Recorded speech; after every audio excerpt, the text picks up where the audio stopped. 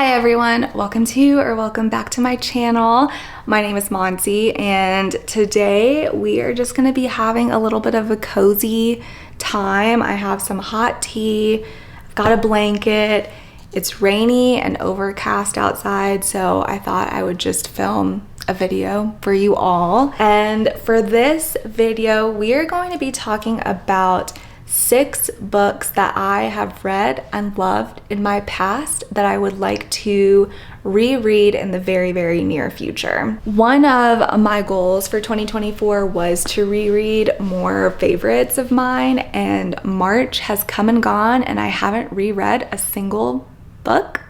So this morning I went ahead and I rounded up some of my favorite books that I own, and I have created a little stack here that I'm going to go over because I just wanted to put these back on my radar. I wanted to put them in my direct line of sight so that I felt more inclined to pick them up over the next couple of months, and I'm hoping that does the trick because I really do want to revisit these books. I just don't typically reread books, so I don't think that that's the first thing that comes to my mind when I'm deciding what to read next. Anyway, let's just get into it, shall we? The first book that I want to talk about is actually a book that I don't own a physical copy of, but it's probably the book that I want to reread the most, and the reason for that is because it is the book that I have spent the most time away from.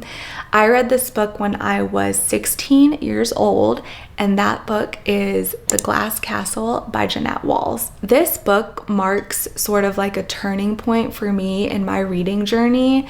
I feel like this was the first adult novel that I read and fell in love with and sort of catapulted me into reading just more mature, sophisticated books. I feel like up until that point I was reading mostly YA novels. I was reading a lot of John Green, I was reading Harry Potter, that sort of thing. But this was the first book that I read that was dealing with like very real, raw, heavy content, and I loved it. I got everyone in my immediate sphere to read this book. My brother, my cousin, all my friends. I was just totally obsessed with this book. This is a memoir by Jeanette.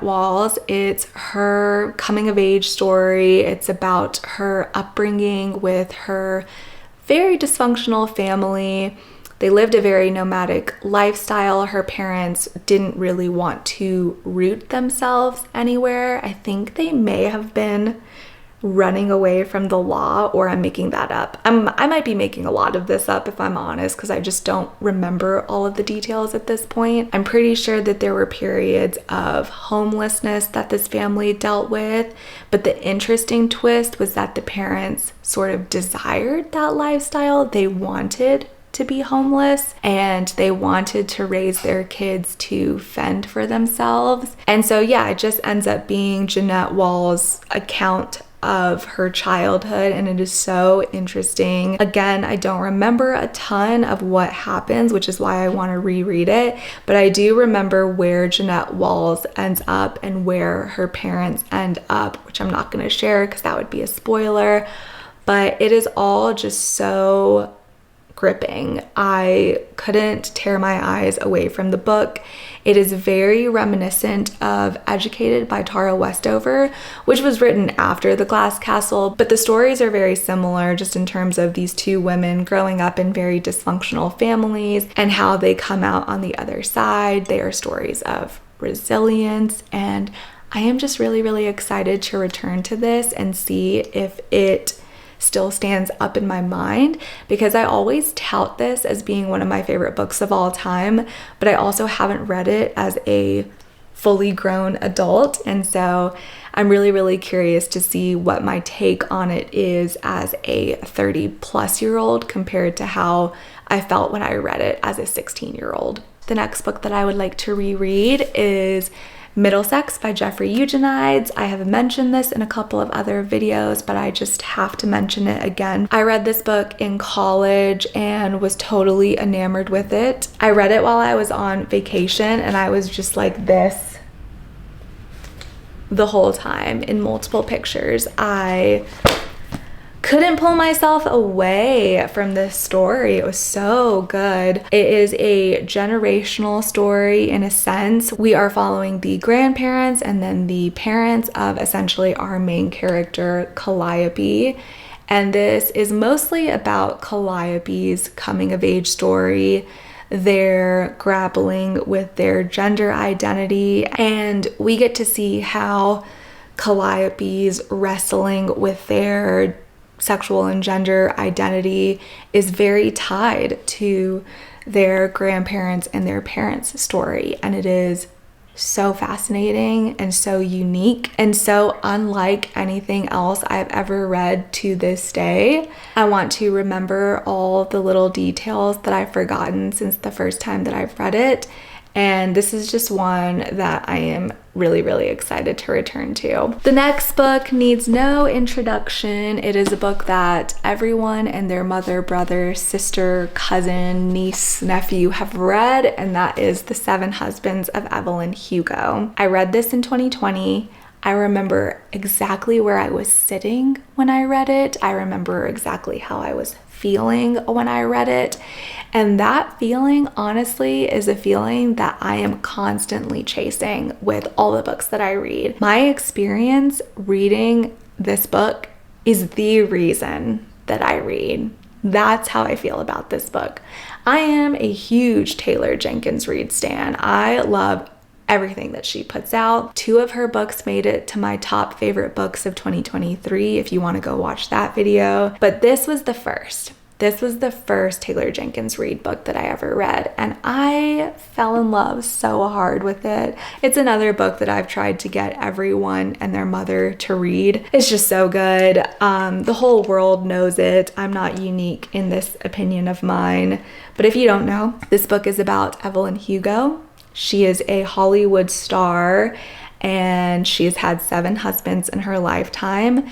And finally, at the age of 80, she has decided to sit down for an interview and share her story from her perspective. And you get to see how each husband of hers served a different purpose, and it all makes sense. And then there's this wild twist at the end that you couldn't possibly have seen coming, and it is just so good. It is so good. This is probably the book that I'm most excited to read again, even though The Glass Castle is the one that I want to reread the most.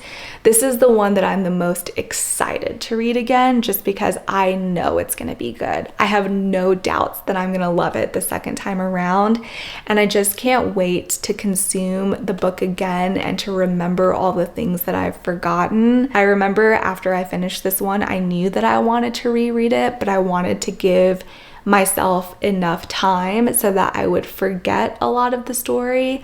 That way, when I read it again, it would give me hopefully the same feeling of reading it for the first time. I'm jazzed. I can't wait. I'm definitely gonna read this in 2024. I have no doubts about that, given just the way that I'm talking about it in this video. So, The Seven Husbands of Evelyn Hugo. Next up, we have In the Dream House by Carmen Maria Machado. The first time that I read this book, or that I consumed this book, I actually listened to it on audio, and I just remember thinking it was so beautifully written. There were sentences that had my jaw dropping, not just because of how eloquently they were put, but because of how much they resonated with me and how much I felt like I related to them.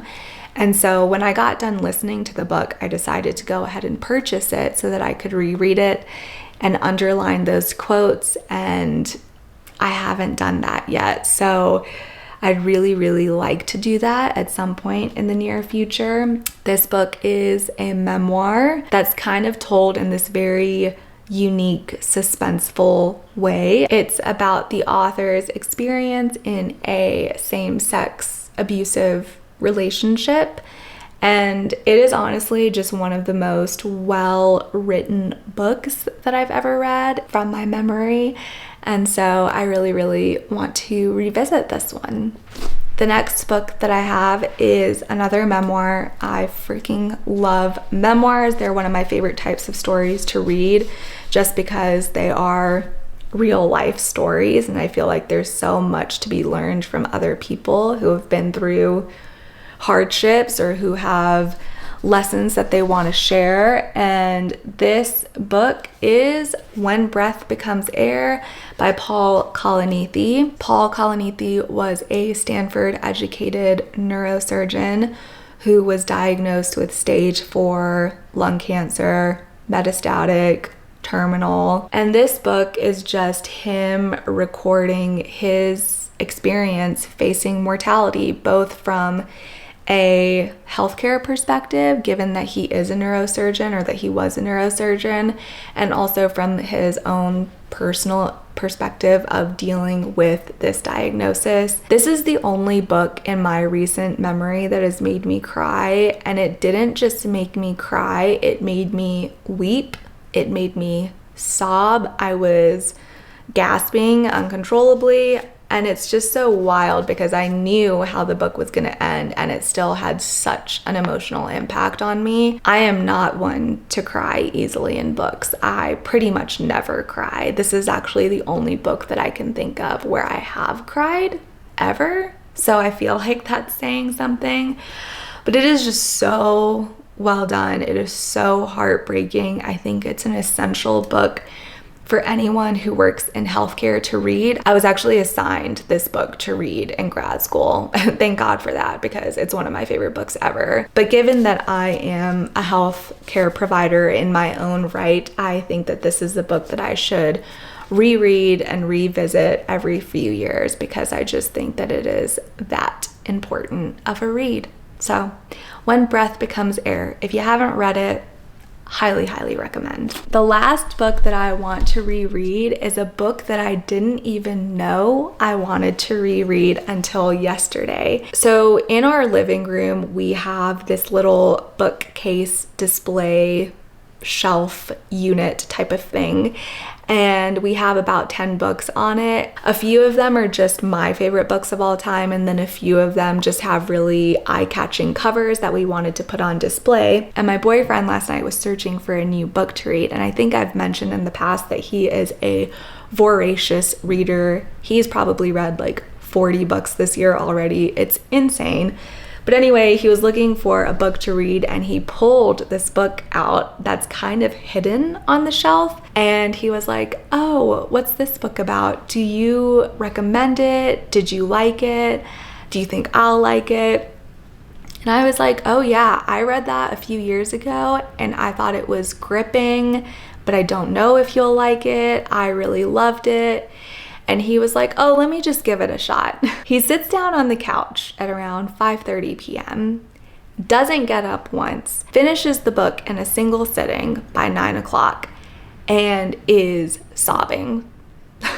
This man, my boyfriend, cries very easily when reading books or watching TV, so it wasn't a surprise that he was crying so much.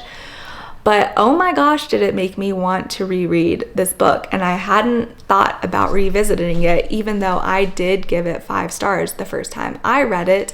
And that book is The Vanishing Half by Brit, Bennett. I read this in 2021, I think. So it's been about 3 years. And I loved it. I also couldn't put it down. I don't think I read it in a single sitting like my boyfriend did, but I read it very quickly. And I want to know why he was crying. You know what I mean? He really piqued my interest last night with this book. Even though I've already read it, I just don't remember a lot of the details.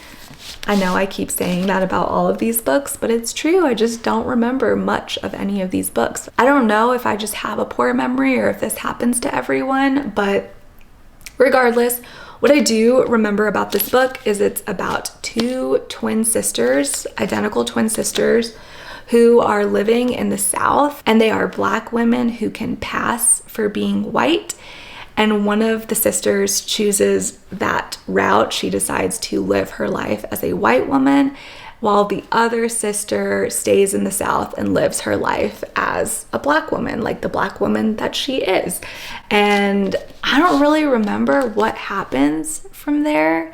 I don't remember if they ever reconnect with one another, or yeah, I just don't remember, but I really want to remember now. I want to know why he was crying so much. The Vanishing half, that's going to be the last book that I mentioned in this video that I would really like to reread. So that's it. Those are the 6 books that I wanted to talk about. All 6 of them I have rated 5 stars in the past, and I want to see if I would rate them 5 stars again. One of the videos that I would like to make in April is a little weekend reading vlog rereading one or more of these books. So if you have an idea of which one you would like to see me reread, whether it's because you have read it in the past or because you're considering reading it and you just want to watch a video about it, then let me know down in the comments below which book you would like to see me read in the month of April, and I will do my damnedest to read it. I think that's it for now. Thank you so much for watching this video if you watched it all the way through,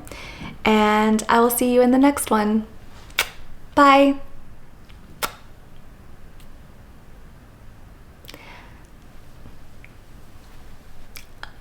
I think that's it for now. If you watched this video all the way through, thank you so much, and I will see you in the next one. Bye.